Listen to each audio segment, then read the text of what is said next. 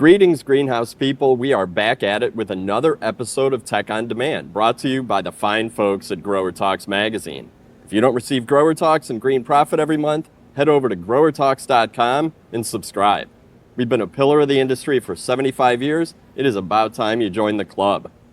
And speaking of subscribing, be sure you subscribe to the Tech on Demand podcast on your favorite podcast app.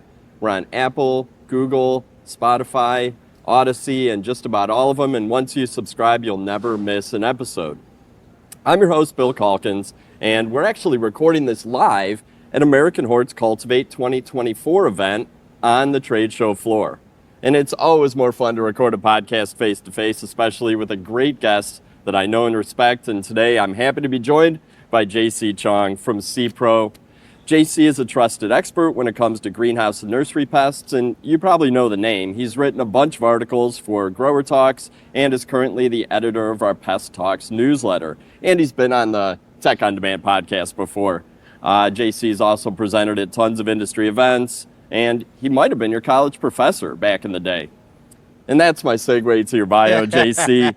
JC is the technical development manager at SePRO, following an extensive academic career that includes a Bachelor of Science in Ecology and Evolutionary Biology from the University of Arizona, graduate training at the University of Georgia, post-doctoral training at University of Florida, and a professorship at Clemson. With almost 20 years in the turf and ornamentals industry, he's now leading SePRO's ornamental R&D program, delivering innovative solutions to complex problems. He's known for his expertise in insect and mite pest management, and I think you're the perfect person to dive deep into a few critical chemistries from SePRO, some of the new research you guys have been doing, and why these products offer more benefits than maybe meets the eye. And I don't want to waste any more time. JC, why don't we just jump into the discussion? Sure, let's do that. All right, it's a plan. First off, for the folks listening in real time, mums are in the field, poinsettias have been transplanted and hopefully off to a good start, and fall crops like pansies, cabbage, and kale are on the way. And I'm sure plenty of perennials are starting to color up for fall sales in nurseries. What are you hearing out there in the field? Are there any pests or diseases growers should be on the lookout for this time of year or heading into fall? Right, and right now, the most I heard about are thrips and spider mite. Okay. Those are the two big things that's going on right now. But, as we are transitioning into the fall, and as the mums and poinsettia come in, we're going to have a different sets of pests to deal with. So for folks that are growing mums in the field right now, I would definitely start a good scouting program for thrips and aphid and caterpillars. Sure. Caterpillars can be a huge problem at some time, especially growing in the field. Now, for poinsettia, if you are still sort of in the early potting stage or transplant stage, I would definitely look for a fungus gnat. Mm-hmm. That is a big issue early in the season, but as the plant getting bigger, whitefly is going to take over. Okay. And in the past few years, we're seeing a few more Lewis mite that's popping up on poinsettia crop as well. So watch out for that. So don't assume it's just plain old two-spotted spider mite. It could be a Lewis mite. And the management could be a little bit different in that regard. As far as fall crop is concerned, again, when folks are propagating fall crops, when they are seeding fall crops, fungus gnat, watch out for that. And what is it that makes something like a Lewis mite start appearing, in the last few years? Well, I think a lot of it probably has a lot with propagation. Okay. And the population started there and slowly transferred down the production process. Now, say that it's not the end of the world, because when you get your cutting in, it doesn't matter whether you have spider mite or whiteflies. A pre-plant transplant dip with oil and Bovella bassiana works pretty well when you deal with thrips, whiteflies, spider mite, and pests like that. So that makes sense. Start clean. You're probably going to stay clean. I was just about to say, I'm guessing that a lot of that starts with good sanitation practices. Absolutely. Yep. You start beginning, and you're going to have an easier time later on. Excellent. And how about this past spring? I know you said we were talking, and you said you were in greenhouses probably up to half your time. Right. What were you seeing out there? Anything that was really causing issues for growers? Right now, there's not anything out of the ordinary. But I am starting to hear more and more about thrips parvispinus, Okay. and that's the invasive thrips that Right. is going around. People call it pepper thrips, people call it Taiwanese thrips, different kind of names. But started out in Florida, getting big problem, and now more and more states are having the issues as well. And more recently, actually, a colleague of mine actually found it on landscape plant in South Carolina, Oh, wow. and they're already out in the landscape in Florida. So they are spreading around. So that is something that folks need to also watch out for. Right. And not too long ago, I was in California, and one thing that people ask me all the time is, do you have anything for agave mites Mm. or aloe mites? I was like, not a whole lot. So agave mites and Lewis or the aloe mite, the biggest problem is that they were high deep inside the plant, so it's very, very hard to get to them. Okay. So you've got to scout, you've got to look carefully and know what you're looking for. Right, and when you're using any kind of miticide at all, especially those that are effective against aerophyte mites, you need to make sure you put in a penetrant or surfactant so that the miticide solution can get deep inside to Okay. deal with those mites in there. So have a plan, have the products on hand. Right. Definitely have a plan for Right. thrips parvispinus if it shows up in your operation. Absolutely. Know what you're going to Absolutely. do before it shows up. Right, for the thrips parvispinus, I guess in some way I make it easy for folks. I have developed a rotation guide Yep. for thrips parvispinus, and folks can get it online. Okay. For sure. And we recently updated that guide. So using some of the more Good. recent data from Florida, and we, make it better. Perfect. And we talked about that in our last podcast, so I will put that link in the show notes for sure. Right. And I would encourage folks to go back in the archives. I'll also put a link to that podcast, and you can go right to the end where JC and I talk about the thrips parvispinus and go deep into it. So Sure. Excellent. I'm glad that you guys have updated that. That's awesome because I know new research is coming out constantly. So Oh yeah, absolutely. And we keep it up all the time, just so that we Perfect. can develop the best solution possible. Well, and that's why you're here, because you guys at SePRO definitely develop great solutions and great products. And I know that a lot of your products, you guys do a ton of research. Mhm. In fact, here in your booth, you have trial plants on display, which is fun to see. Just the huge improvements from using some of your products. So let's get down to business and talk about some products and some research results. Why don't we start with Top Floor, PGR? Why did you put this one on your list to cover today? Well, PGR, I mean, Top Floor has been out for some time. Mhm. But I feel like we have so much research now that I want to remind people Okay. of Top Floor again in some way, just to remind folks how easy it is to use. Now, I'm an entomologist. Right. What the heck do I know about plants, right? So I kind of have to learn about PGR basically since I joined SePRO. Kind of have to learn what they're like. And two things about Top Floor that really impressed me. First thing is control. The other thing is versatility. Oh. What I mean by control is that you can look at Top Floor at different rate. The response of the plant to the rate is pretty linear. So the more you use, obviously, it's going to be more compact. Mhm. But that relationship is predictable because it's linear. Okay. So if a grower they do a trial and they say 30 is too much control, 10 is not enough. If they go to 20, Right in the middle. they'll be right. Okay. They're just going to get the characteristic that they really, really want. So that is actually a very, very easy thing to do. So we actually have we look at a lot of different plant species and cultivars, Mhm. and we develop a the rate chart Okay. like that. So with a lot of different Oh, plant based on species, species. based on species. So with the starting rate and where we find to be more effective. So folks can also get this online. Okay. Pretty easy. Now, some people are more used to using prochlorpyrrozole Mhm. or uniconazole, which is fine. But we also have a suggested rate chart Okay. for if you folks want to try Top Floor to convert from that. So it's a very easy conversion rate. Okay, that for the makes most sense. part. So we just Is it working? Are people converting? Oh yeah, Yeah, absolutely. We Good. are starting to have a lot of folks trialing it, and they get really nice compact plants at a very economic price Okay. because the rate of top floor is about the mixing rate is about 1 milliliter per gallon. They will give you 1 ppm. Oh, okay. So it's a very That's- low, small amount. In that fact, is. one of our technical specialists basically give people syringes Yeah. so they can use that, Just that. draw a small amount to mix it. So there's the top floor, and you can use top floor in any application method you want. Okay. It works best as a drench, Okay. but folks can also spray it. They can soak it. They can micro apply it. In fact, for folks that are doing poinsettia right now, top floor is a great choice because you can do a micro application at the beginning. For example, if you drench with 1 ppm, Right. do half a ppm at the beginning Okay. and then half a ppm later on. So in that way, you can actually get much better control Sure. that way, and at a much lower cost. Makes a lot of sense.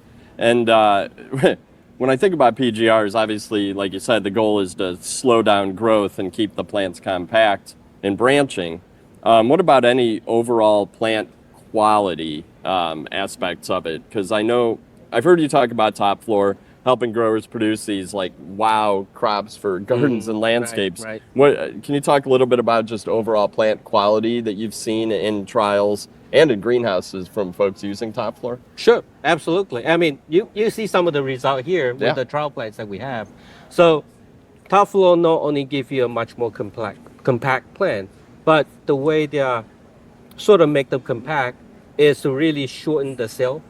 Okay. So instead of the cell is that long, you ended up shrinking them to about that much, stopping them from growing as much. But you are not losing any of the chloroplast inside that cell. So what it is that you are compressing a lot of chloroplast in that one smaller cell, and therefore you have a much greener plant. So Okay. that's one thing about it. And top floor also doesn't stunt the meristem, which is where all the flower buds come from. Right. So top floor doesn't stop the flowering. It doesn't delay flower. It doesn't reduce flower. So kind of think about it though. If you have a much smaller plant, greener foliage, more flowers. and they all packed together in that one tiny plant, now that's an eye catcher. Right. That's a great looking plant, right? So, and another benefit is that the stem, because they're shorter, they're also stiffer. Okay. Meaning that when you pick it up plant, you stuff it in the shell, you don't have to worry too much about Right. breaking them when you are shipping. Is that what was on that delphinium that was over there? Oh yeah.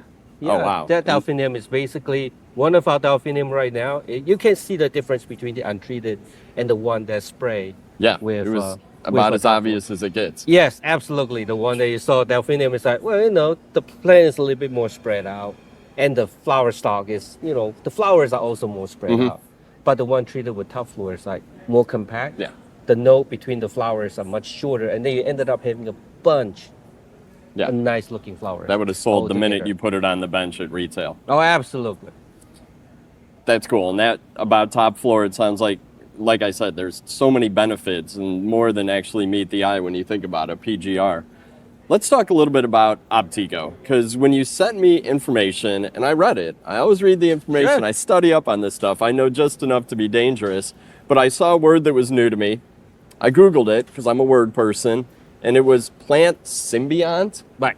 And I like that word. It's a cool word, but maybe talk a little bit about the new research using Optigo and I guess help me understand what I read on Google about symbiont. Sure. What does that mean? Well, I guess the easiest way to think about a relationship between the plant and the symbiont is that the symbiont, for example, in this case, is trichoderma bacteria in Optigo.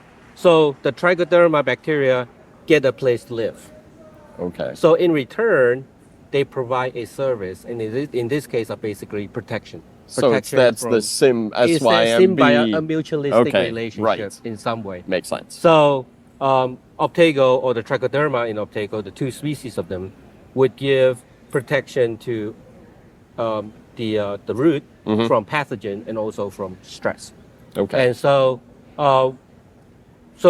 the we have done quite a bit of work as far as research-wise recently on the symbiont side of Optago, the benefit of it, and just to see how much it promotes root growth and root health Yeah. in propagation, also finishing. So in propagation, well, for example, one of the nursery, Greenleaf Nursery in Yeah. Park Hill, Oh, yeah. Oklahoma, they produce their stock plants, their root stocks, just by seeding. Okay. Okay, dogwood is one of those plants that's really difficult to germinate. It just die. You can look at it; it just kill over. It's Right. really difficult. So they always have a very high mortality rate. Yeah. So what they would do is basically that they just toss those the dogwood seed in Optago, the powder itself. Just toss it in, sift it out, and then just Then throw it just out. Just sow it like sow normal. it like what they do. And what they are seeing is that, within 9 weeks or so, they got 90% survival instead of much lower survival rate than what it was. So we're doing a lot of work in that respect now. So we're also doing a lot of work with how can we promote rooting, how fast you can promote rooting just by dipping Dipping Optago. into Optago. Yep, and then direct sticks. So we're having a lot of new research coming out on that. That's awesome. And I think, anytime you're talking about reducing losses, Yep. that goes right to the bottom line. That's fantastic. Yep, and that in our industry, the shrink from the beginning to the end is always a problem. Right. And Optago is definitely one way to help you reduce Excellent. that shrink. I think the listeners need to look into that for sure. If you're seeing losses in propagation, it sounds like kind of a no-brainer to trial it, at least, if nothing else. And Optago is a fungicide, right? Yes, it's a biofungicide. Like biofungicide, which means it controls fungal pathogens. I know that much. But what makes it unique, or something from a fungicide perspective that, besides the improved rooting, what else makes it unique that growers need to take a look at? Well, Optago by itself, like I say, it outcompetes the pathogen. In fact, Trichoderma species is known to be what we call mycoparasite, Okay. meaning that they actually parasitize those pathogens. Interesting. So they would actually attack the spores of the fungi or the spore of oomycete, and then kind of kill them that way. So they kind of outcompete them, and they also kill them. So I would look at Optago basically more as a preventive product. Okay. Go ahead and put it in your tank. Go ahead and drench it. Go ahead and spray it out, and so that you actually protect your root from any potential pathogens that might come in later on. So it would be the first steps in any kind of disease management program. And folks will be like, well, if you do it so early, is it going to last? It will, because the Optago, the bacteria itself, will actually live in the soil. It's a living thing. So like I said earlier, it's a symbiote, right? It lives with the root, it protects the root, and you get some benefit from the root. So it would actually stay in that medium, right? So when they stay in that medium, they provide long-term support. Sure. And the application rate is pretty low. The drench rate we have now is 5 ounce per 100 gallon.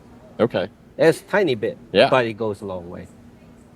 Excellent. Sounds like a great new option. So we've talked PGRs, we've talked fungicides for ornamentals, but I know that you guys are in other markets as well. Right. And you have a super strong background in nursery, and there's a lot of listeners and folks even at this show with nurseries. So let's talk about Stricor. Sure. Because I know that when I walked into your booth, that's one of your main messages for the show, but also means that that's a product you guys are super excited about. And it's a pre-emergent herbicide, correct? And we don't see a lot of new actives being released in turf and nursery markets when it comes to pre-emergence. So Stricor is exciting for you guys. Why is Stricor exciting for our listeners? No, you just said it. Stricor is exciting. And the reason why it's exciting is that it is the first new pre-emergent active ingredient for at least the past 10 years. We haven't got anything for almost 10 years, right? So this is new. And the active ingredient of Stricor is Bidoximate. And this is a brand new active ingredient. You're not going to find it with anybody else other than SePRO. And you're not going to be able to find it in the ag market. It is only in turf and ornamental market. Oh, interesting. With SePRO. So it is very exciting stuff. Now, Stricor we've been working on it for the past few years, and then we're starting to learn more and more about it. Mm-hmm. And it is effective against a lot of annual grasses, for example, crabgrass, annual bluegrass, some of the more common grass species that people deal with, and also some small seed broadleaf weeds as well. Okay. So henbit, oxalis, bittercress. And what we focus on is basically, well, how can we fit Strike4 in everybody's weed management program? Mm-hmm. Because when people talk about weed management, residual control is very important. Right. So that you don't have to come in and keep spraying Roundup. That's all the labor. time. That's Right. labor and chemical costs. Absolutely. So what you want to do is basically you stack your pre-emergent together so that your residual will overlap, and you ended up getting a much longer term support. So it's control. So one thing we find out about Strike4 is that it is an absolutely good tank mix partner Okay. with a lot of other pre-emergent herbicide. For example, Marengo, for example, Shoreguard. Depending on what weed species people are dealing with, we can find a good tank mix for people to get it. Some of these tank mixes actually provide control for 5 months. So you're covering all bases for a long period of time. For a very long period of time. And for some of the chemical, some of the pre-emergent that's out there, the tank mix actually can save them money when it comes to control, giving you good control, Interesting. broad spectrum control, give you long-term control, and cheaper when it comes to some products. Those are the selling points that people like to hear. Oh, absolutely. I mean, people always ask me, I spray herbicide. Right. I have a lot of acres.